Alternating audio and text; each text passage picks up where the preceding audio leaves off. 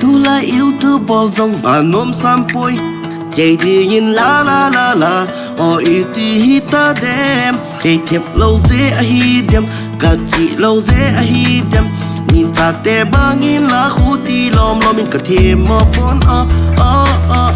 concept channel tu này like be uvin lang subscribe song bol dây tang u vô so pite iti dana ka tao tho tho ngai ham so pite hin gel pa u vô lucky oi you ni nam Maxseiboi channel ahi bove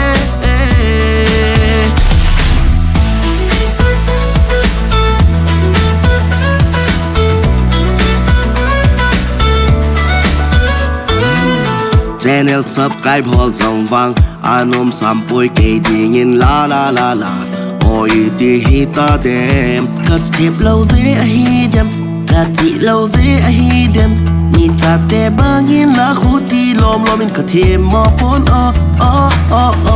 concept channel tu này like be uvin lang subscribe song bol duy tang u vô so pite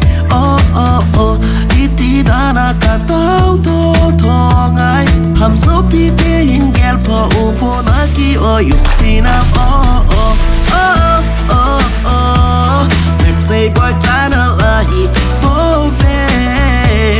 be uvin lang subscribe song bol duy tang u vô so pite mẹ ti dana ka tao tho tho ngai ham so pite hin gel pa u vô na ki hi nam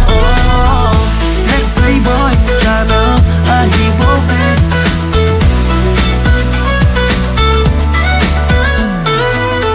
iti dana ka tao tho ngai ham so pite hin gel pa u vô na ki yu hi nam Maxseiboi channel ahi bove vevo